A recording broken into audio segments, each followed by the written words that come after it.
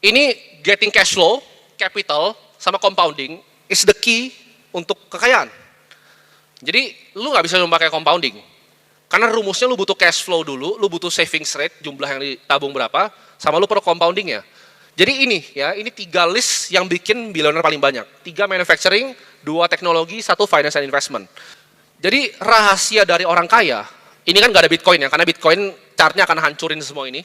Jadi biar sederhana, sejak 1970, S&P itu outperform hampir semua aset kelas. Mau corporate bond yang 9-10%, gold, US Treasury bond, real estate, sama cash. Orang gagal karena mereka melakukan 3 hal atau more. Gue cuma cari cash flow sama compounding capital. Gue nggak peduli yang namanya kalau lu mau divaluasi keren, gue nggak peduli apapun itu selain cash flow sama compounding capital. Ya, karena kalian lihat, ini perusahaan dari Nvidia sampai Oracle di bawah ini. Ini perusahaan yang jago sekali bikin earnings, cash flow, dan compound earnings itu.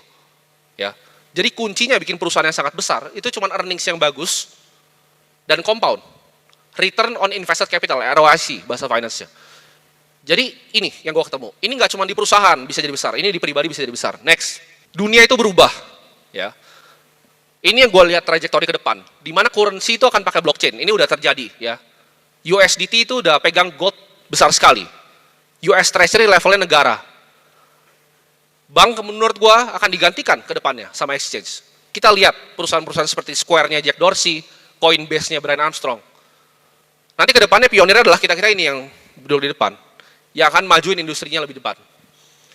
Gue percaya next-nya kan orang bilang dulu black gold. Rockefeller bikin duit dari oil. Next-nya bukan oil, tapi data. Itu yang bisa bikin DCI market cap 500T. Karena data itu akan lebih berharga dibanding minyak.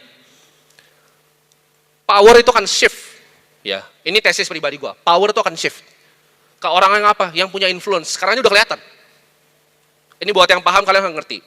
Dan store of value kebanyakan akan di-capture sama aset yang langka dan diinginkan oleh banyak orang, yaitu Bitcoin. Next. Nah ini. Jadi personal roadmap gue itu apa? Gue pengen bikin permanent capital fund yang fokus di blockchain, media, and new energy. Sampai ke depannya. Ya. Jadi ini 3 pilar yang akan gue pegang sampai gue mati. Tapi tetap di dalam finance. Jangan kalian nanya nanti, oh media ini bukan ini. Sama. Gitu. Semua yang gue investasikan itu ada hubungan dengan apa yang gue mau kerjakan di hidup gue. Kenapa? Karena gue pengen bikin permanent capital. Permanent capital ini adalah holy grail dari investasi. Lu punya hedge fund besar. Ditarik duitnya sama orang, selesai lo. Uangnya nggak permanen. Buffett tahu ini. Buffett itu cuma 200 billion invested di public market.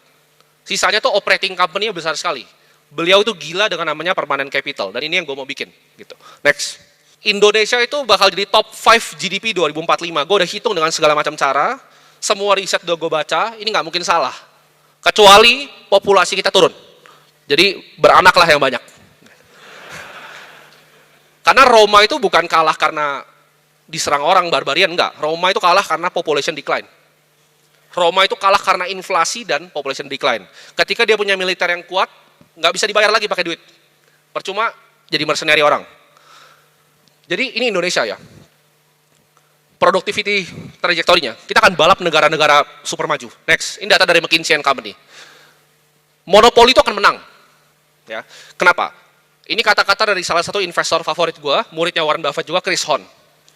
The number one mistake investor lihat adalah mereka nggak ngeliat kompetisi. Kompetisi itu nggak hancurin profit. Kompetisi itu musuh dari sebuah bisnis. Orang yang nggak mikir kompetisi itu pasti hancur. Kedepannya kita akan lihat nih. Indonesia's employment akan shift dari micro enterprise, UMKM, ke larger company di high income scenario. Kalian tahu nggak, ini udah terjadi di negara apa? India. Indonesia itu belum terjadi. Kenapa? Karena capital marketnya belum jadi. Ada yang bilang, IHSG 8.600. Beberapa orang yang kaya, konglomerat. Tapi kalau kita lihat realnya, kalian coba cari ETF-nya BlackRock Indonesia, EDO namanya, MSCI Indonesia, rata. Lihat MSCI India, naik. Kita itu growth-nya fake capital market-nya, nggak real. Next, AI driven ekonomi itu dari sini. Jadi kita sebagai pelaku industri itu harus evolve gitu. High performer are more likely than others untuk expect organisasinya untuk use AI. Artinya apa? Ini gap paling parah di dunia. Ini bukan gap duit, bukan gap skill lagi, gap intelektual. Company yang pinter akan makin pinter.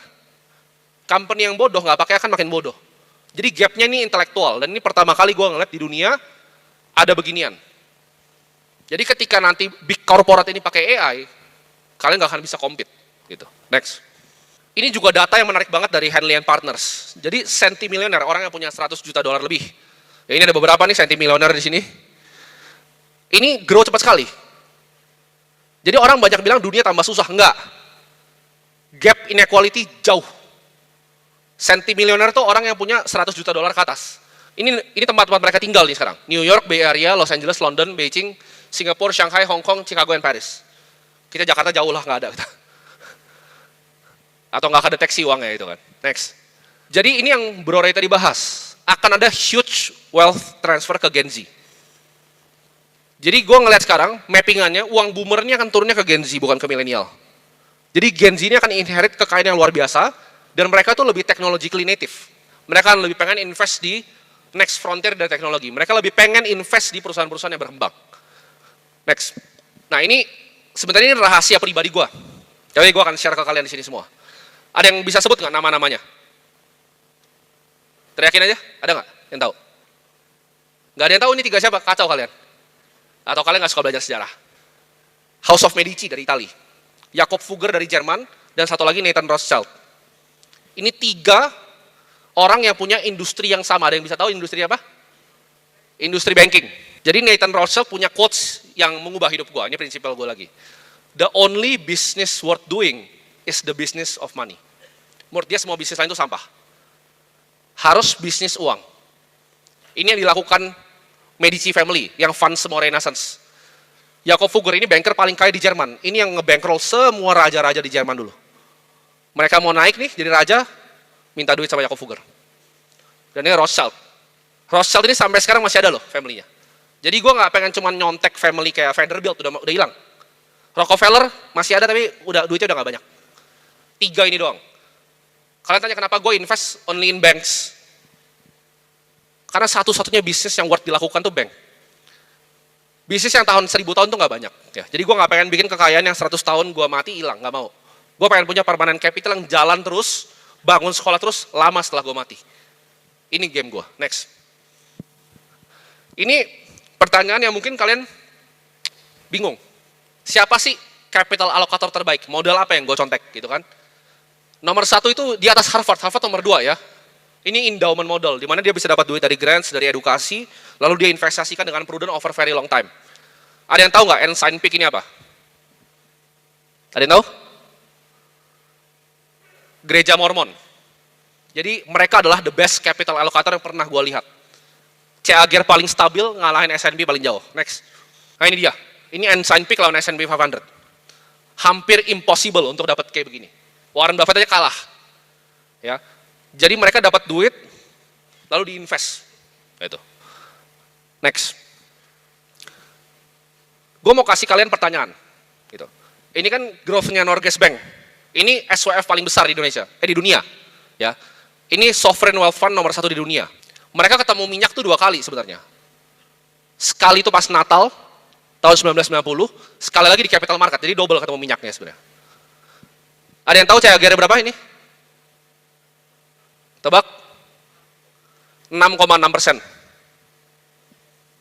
Jadi nggak usah mimpi-mimpi lu 20% per tahun, 30%, 50% per tahun. 6,6% tuh bisa bikin lu jadi dari kayak gitu sampai SWF nomor 1 di dunia. Kalau lu punya cash flow-nya dan compound-nya early. Banyak yang nggak paham time value of money.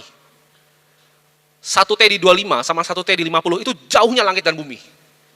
Dan dengan kemampuan investasi gue sekarang, ini akan achievable di hidup gue. Next. Kita contek deh, kalau dia 6,6%, portfolionya apa? Gitu.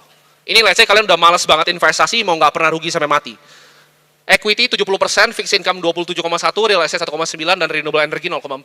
Kalian tinggal buka, tinggal nyontek. Kalau mau tahu Norway itu investnya apa di Indo. Lu buka equity, select Asia, select Indonesia. Hampir lebih dari 50% fundnya di satu saham. Karena sudah tahu saham apa. Yang lainnya kecil banget. Karena dia lebih pintar gitu. Jadi dia invest di semua negara. Satu dunia ini. Kalau kalian mau matching, kalian bisa beli World Index namanya. Vanguard Total Stock Market World Index.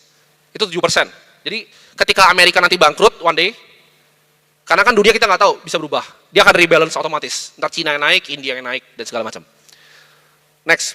Nah, recommended gue ini. Gue punya view yang beda. 6,6% bagus, cuman gue lebih cari stabil antara 12-15%. 50% gue tetap di Bitcoin. Harvard pun udah masuk besar di IBIT. Ya, Jane Street masuk besar, Millennium masuk besar. Ini simple aja, nggak usah so pinter. 3 wonderful asset is more than enough. Ini kata-kata Charlie Munger. Cuman punya Costco, Berkshire Hathaway, sama punya Lilu Fund di Cina. Jadi seumur hidup gue cuma pelajarin capital market. Itu yang gue lakukan dari pagi sampai malam sampai gue mati nanti. Next. Untuk ngalahin market, S&P, lebih susah dari lu ngalahin Michael Phelps berenang. Ada yang ngerasa bisa ngalahin Michael Phelps? Terus kenapa kalian beli altcoin ngerasa bisa menang dari Bitcoin? Itu utter stupidity. Karena bisa menang jangka pendek, tapi jangka yang panjang pasti mati. Lu tarik 100 tahun pasti mati. Ya. Next. Nah ini takeaway terakhir gua. Build cash flow, beli aset di split ketiga yang lu bisa konsisten dalam jangka waktu yang sangat panjang, fokus selama 10 tahun, jangan dijual asetnya. Karena jangan bego kayak gua. Dulu, misalnya gua hapus deh Bitcoinnya. Semua cash flow yang gue punya cuma gue beliin BCA, gue jauh lebih kaya sekarang. Build your name. Ketika lu udah bikin cash flow, lu bikin aset, lu fokus 10 tahun, lu harus build nama lu. Dan terakhir, lu harus jangan lupa untuk serve others. Karena gua rasa gue terpanggil di dunia ini. Gak semua orang umur 14-15 mikir mau conquer capital market. Gue rasa gue terpanggil untuk bisa share ini ke kalian. Karena gue gak mau lihat orang-orang bisa kayak orang tua gue lagi gitu. Mereka susah, kerjanya keras, tapi duitnya hilang. Jadi gue pengen ini legacy yang gue turunin gitu.